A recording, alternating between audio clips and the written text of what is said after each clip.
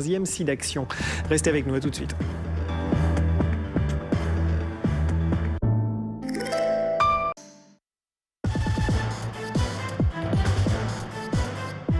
Il est 23h22, il est l'heure d'ouvrir votre carré VIP, puisque vous êtes des VIP. Bonsoir Olivier Benkemoun. Salut Thierry. Ce soir, ouverture, lancement du 15e SIDAction. Exactement, qui aura lieu sur l'ensemble des chaînes de télévision le 20, le 21 et le 22 mars. Donc conférence de presse qui réunissait évidemment les animateurs de toutes les chaînes qui participeront, sous l'égide de Lynn Renaud, la vice-présidente, et de Pierre Berger, le président du SIDAction. L'an dernier, le SIDAction a permis de récolter un peu plus de 18 millions d'euros, c'est énorme. Donc tout le monde se mobilise. Vous le voyez, les différents animateurs étaient là, ont répondu pour raison. Vous les reconnaissez, Nathalie Yadeta et Florence Daucher pour Canal+. Il y en avait beaucoup. Christophe de Chavannes, qui est à l'origine, qui est un des pionniers du SIDAction, et des patrons de chaînes, Nicolas Terrano, Jean-Paul Cluzel, évidemment, pour Radio France. Je vous propose d'écouter Lynn Renaud qui rappelle pourquoi c'est important de se mobiliser, évidemment.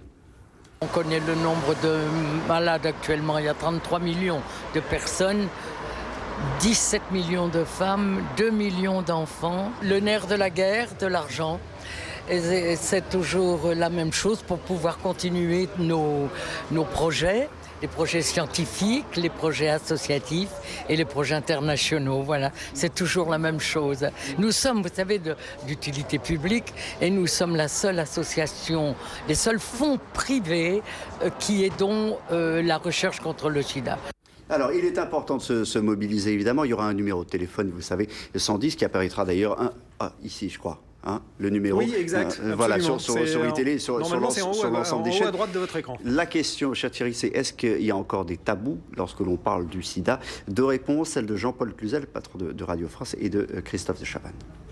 C'est évidemment une cause qui a des préjugés. C'est une cause il y a beaucoup d'autres causes. L'homophobie, le racisme, parce qu'effectivement, parmi les plus nombreuses victimes, il y a des immigrés, il y a des gens qui sont en Afrique, il y a les homosexuels, et évidemment il y a les drogués.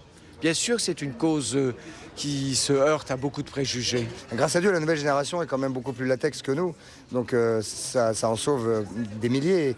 Mais par exemple, c'est vrai que tout le monde ne fait pas son boulot et qu'il pourrait y avoir des distributions gratuites de préservatifs dans tous les lycées. Je suis un peu en train d'essayer de monter quelque chose pour le faire dans les collèges, parce que les collèges ne sont pas trop d'accord. Oh, ils sont trop petits. Les gamins de 13 ans aujourd'hui, ils sont pas trop petits et ils pensent à des trucs que nous, on pensait pas forcément à 13 ans. Et encore, nous déjà, on y pensait. C'est vrai que la sexualité, elle change. D'ailleurs, l'OMS a tiré la sonnette d'alarme il n'y a pas très longtemps à propos toujours du sida, en disant que ce n'était pas les jeunes qu'il fallait informer le plus, c'était les plus de 50 ans. Un quart des gens qui ont le sida, qui sont infectés, ont plus de 50 ans. En particulier au Brésil, où lors du carnaval, on a lancé une opération spéciale, distribution de préservatifs pour les plus de 50 ans, parce que beaucoup de femmes sont contaminées. Il ne faut donc pas oublier, il faut répéter le message, comme l'a dit Lynn Renaud, comme l'a dit Pierre Berger, et les people qui étaient là, quel était leur message, et quel était leur meilleur slogan? Je vous propose un petit florilège. Allons-y. Un slogan, c'est ça n'arrive pas qu'aux autres. On baise avec des capotes. Fuck la mort. Non, pardon. Faut pas baisser les bras, faut continuer. C'est de mettre la capote, toujours longtemps. Voilà, c'est de mettre la capote, ne pas oublier. Voilà, vous n'aviez pas compris. Mais écoutez, voilà, c'est ça, c'est simple. Le message est clair. Okay. N'oubliez pas ce message, il est clair encore une fois. Le 20, le 21, le 22 mars, il y a tout un tas de choses qui vont se faire, et notamment toutes les chaînes ont un programme spécifique. Il n'y a pas de programme commun. Et l'un d'eux en particulier sera sur France 2. Il y a tout un tas de musiciens qui ont enregistré partout dans Paris. Vous verrez ça. Voilà quelques images du making-of. Les voici, les voilà.